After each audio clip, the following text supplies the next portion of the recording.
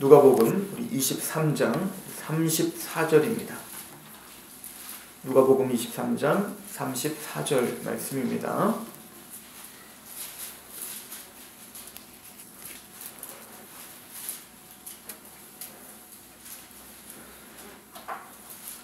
누가복음 23장 34절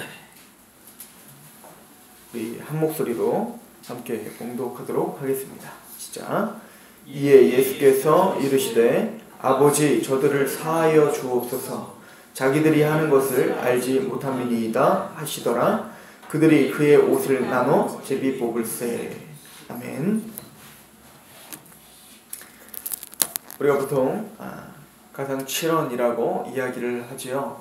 예수님께서 십자가상에서 운명하시기 직전에 하셨던 7마디를 우리는 가상 7원이라고 합니다. 그 중에 첫 번째 예수 그리스도 우리의 구주 하나님께서 하신 말씀은 아버지 저들을 사하여 주옵소서 자기들이 하는 것을 알지 못합니다 라고 하는 말씀이었어요. 지금 상황은 두 행악자들, 즉 그 당시엔 아마 반역죄였을 것입니다. 큰 반역죄를 저지른 그 강도들과 함께 예수님께서 함께 십자가에 못 박히셨어요. 그 십자가에 못 박히신 것 자체가 치욕이었고 못 박히신 것 자체가 예수 그리스도의 그 거룩성을 모욕하는 일이었죠. 그리고는 그 군인들은 그 예수님을 희롱하고 비난합니다. 35절부터 보면 백성은 서서 구경하는데 이 백성들은 얼마 전까지만 해도 예수님께서 예루살렘을 입성하실 때 호산나 다윗의 자손이시여 라고 그 예수님을 찬양하고 당신은 우리의 메시아입니다. 우리의 구세주입니다. 라고 그렇게 찬양했던 자들인데 금방 돌변한 거예요.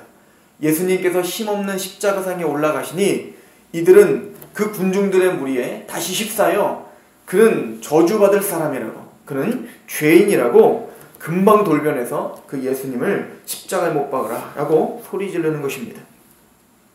그리고는 35절에 구경하는데 관리들은 비웃어 이르되 저가 남을 구원하였으니 만일 하나님이 택하신 자 그리스도면 자신도 구원할지어다 하고 호산나 다윗의 자손이여 라고 할 땐 두 가지의 고백입니다.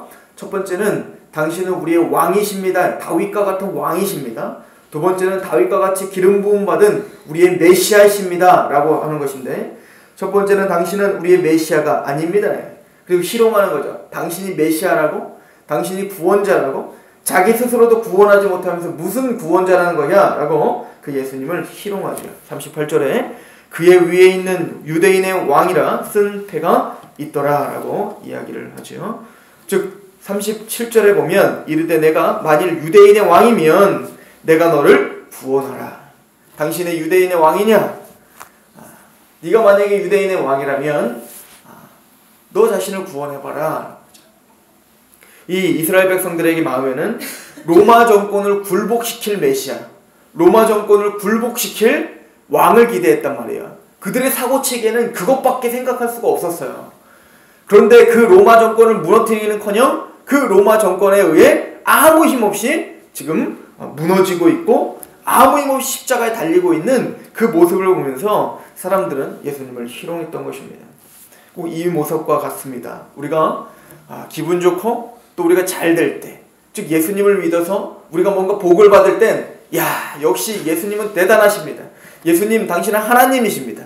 예수님은 찬양받게 합당하십니다 라고 고백하다가 우리가 어떤 고난에 닥치고 예수님을 믿는 것 때문에 우리가 뭔가 힘든 삶이 있을 때는 언제 그랬냐는 듯이 예수님을 부인하는 삶. 꼭 금방 예수님을 믿는 것처럼 이야기하지만 가시덤불이 있을 때 그 가시덤불이 뭡니까? 재리의 어떤 힘듦과 고난이 닥쳤을 때 언제든지 예수님을 포기하기로 결정하고 있는 사람들처럼 지금 이 이스라엘 백성들은 모두가 다 하나가 되어 그 예수 그리스도를 버려버린 거죠. 그런 사람들을 향해서 주님이 하신 말씀이 입니다. 저들을 사하여 주옵소서. 저들의 죄를 사하여 주옵소서라고 고백하고 계시는 거죠. 이 말씀은 이사야서에 이미 예언된 말씀입니다. 이사야서 53장을 보십니다.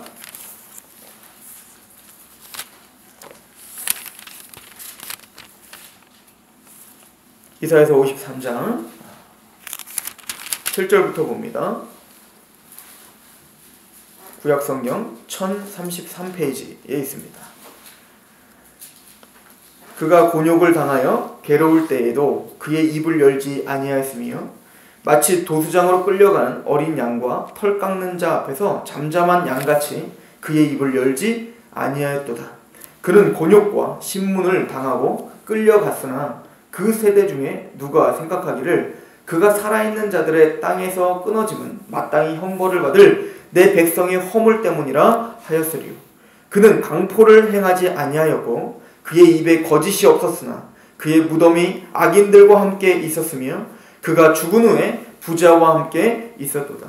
여호와께서 그에게 상함을 받게 하시기를 원하사 질고를 당하게 하셨은즉 그의 영혼을 속건제물로 드리기에 이르면 그가 씨를 보게 되며 그의 날은 기를 것이요 또 그의 손으로 여호와께서 기뻐하시는 뜻을 성취하리로다. 그가 자기의 영혼에 수고한 것을 보고 만족하게 여길 것이라. 나의 의로운 종이 자기 지식으로 많은 사람을 의롭게 하며 또 그들의 죄악을 친히 담당하리로다. 12절 함께 읽습니다. 시작. 그러므로 내가 그에게 존귀한 자와 함께 몫을 받게 하며 강한 자와 함께 탈취한 것을 나누게 하리니 이는 그가 자기 영혼을 버려 사망에 이르게 하며 범죄자 중 하나로 헤아림을 받았음이니라. 그러나 그가 많은 사람의 죄를 담당하며 범죄자를 위하여 기도하였느니라. 가진 수모와 자기를 상하지만 자기를 사망으로 내어놓지만 자기를 희롱하고 자기를 비난하는 범죄자들, 그 범죄자를 위하여 기도할 것이다 라고 하는 그 예언처럼 예수님은 십자가상에서 제일 먼저 하나님 앞에 기도했던 것이 무엇입니까? 저들의 죄를 사하여 주옵소서. 허물과 죄로 죽었던 우리들은 세상의 풍조를 따르고 공중권세 잡을 자를 따랐던 우리들입니다.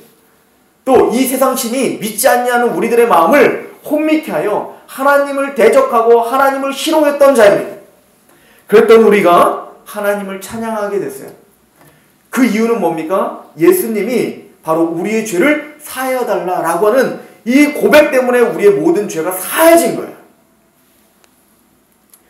요한일서 2장 1절은 우리에게 이렇게 말합니다. 우리에게는 대언자가 있다는 거죠.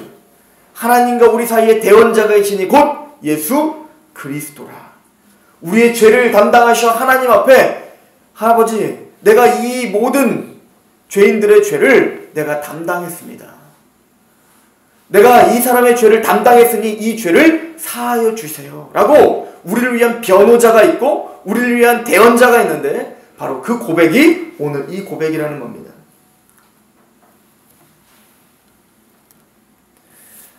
고린도전서 우리 2장을 한번 보시겠습니까? 고린도전서 2장 6절입니다.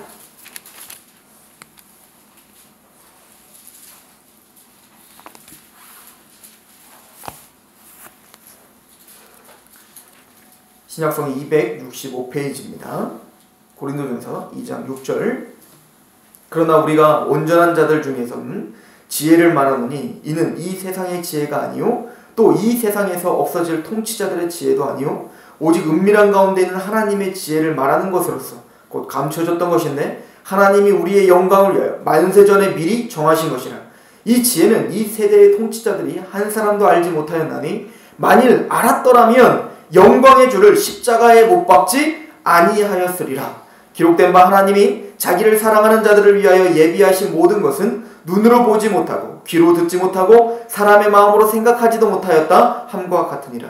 오직 하나님의 성령으로 이것을 우리에게 보이셨으니 성령은 모든 것 곧 하나님의 깊은 것까지도 통달하시느니라. 사람의 일을 사람의 속에 있는 영 외에 누가 알리요? 이와 같이 하나님의 일도 하나님의 영 외에는 아무것도 알지 못하느니라. 우리가 세상의 영을 받지 아니하고 오직 하나님으로부터 온 영을 받았으니 이는 우리로 하여금 하나님께서 우리에게 은혜로 주신 것들을 알게 하려 하심이라.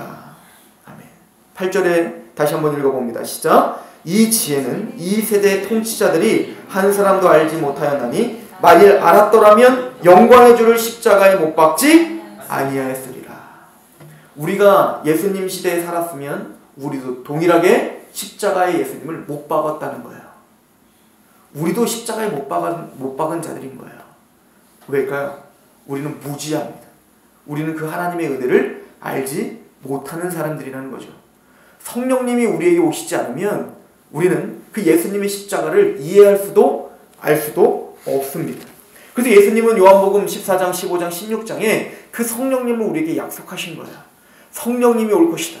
그러면 죄에 대해서, 의에 대해서, 심판에 대해서 너에게 알려줄 것이다. 그 전에는 너희가 알 수도, 볼 수도, 만질 수도 없을 것이다라는 겁니다. 그래서 오늘 본문의 23장 34절에 저들의 죄를 사하여 주옵소서, 자기들이 하는 것을 알지 못해서 그렇습니다 라고 말하는 거예요. 이걸 인정하셔야 돼요. 우리는 하나님을, 예수님을 알지 못하는 자들이에요. 우리가 아는 것은 이 예수님의 중보 때문입니다. 예수님이 우리를 위해서 십자가에 죽으시고 저들의 죄를 저에게 돌리지 말아주세요. 하나님, 저들은 알지 못해서 그렇습니다. 그 은혜, 그 인내함, 그 관용이 우리를 구원시켜 주신 거예요. 그렇다면 오늘은 이 십자가의 고난을 묵상하고 있는 우리는 어떤 마음이 들어야 될까요? 잘 생각해 보십시오. 제자들은 이미 예수님께서 제자들에게 하신 말씀들을 다 들었어요. 원수를 사랑하라. 너에게 핍박하는 자에게 축복하라. 그 사실을 제자들은 듣고 이 말씀이 도대체 무엇인지 이해하지 못했어요. 모세는 행하는 대로 행하라고 했죠. 그런데 예수님은 아니라는 거예요. 원수들을 사랑하라는 거예요. 이 말이 뭔지 이해하지 못했죠. 그래서 이를 박박 깔며 이 로마에 대해서 어쩌면 이 로마 정권을 무너뜨릴까만 생각했다고요. 근데 주님은 힘없이 그 로마 정권에 의해서 십자가에 못 박히고 자기를 죽이는 그 유대인들의 관원과 바리새인과 서기관과 그리고 모든 로마 정권들을 향하여 그들의 죄를 사하여 주옵소서라고 한다고요. 이것은 베드로 자신에게도 대단히 큰 의미가 있습니다. 예수님을 지금 부인했거든요. 십자가를 달리는 그 순간에 예수님을 3번이나 저주하며 부인했거든요. 그런데 그 예수님을 부인했던 자기조차 주님은 사하여 주옵소서, 저가 아직 무엇인지 몰라서 그렇습니다 라고 하는 말씀을 통해서 이 베드로와 그 제자들은 무엇을 생각했을까요?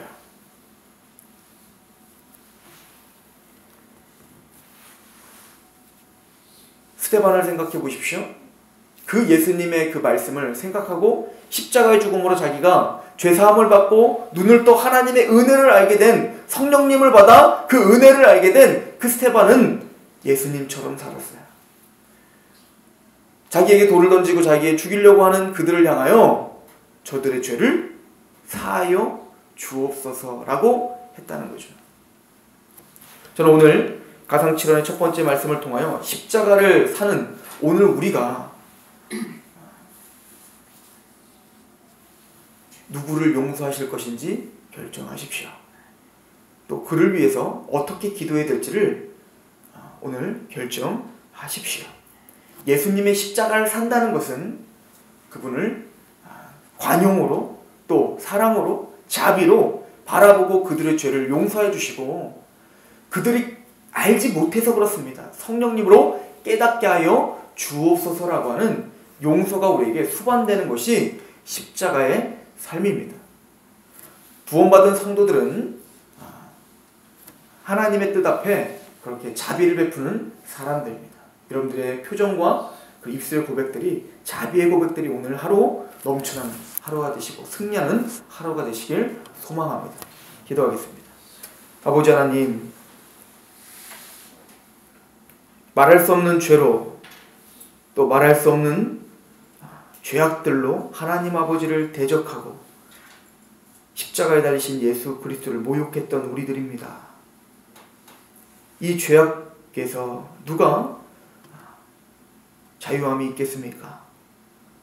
우리가 알지 못했을 때 성령님을 보내주시어 우리의 마음을 깨닫게 하시고 예수 그리스도의 십자가로 감격하게 하신 하나님, 고난주간을 맞이하여 우리가 그 십자가를 기념합니다. 주여, 우리의 삶에 십자가를 살아가게 하여 주시옵소서. 예수님의 이 고백이 끊임없는 우리의 기도의 고백이 되게 하여 주옵소서. 큰 것을 탕감받은 하나님의 사람이 작은 것을 탕감하는 것이 마땅하지 않느냐라고 말씀하신 그 예수 그리스도의 말씀에 귀 기울이게 하여 주옵소서. 오늘 하루 우리의 마음을 하나님의 십자가에 무너지게 하시고 겸손하게 하시고 나보다 남을 낮게 여기는 그런 은혜가 우리의 하루를 이끌어가게 하여 주옵소서.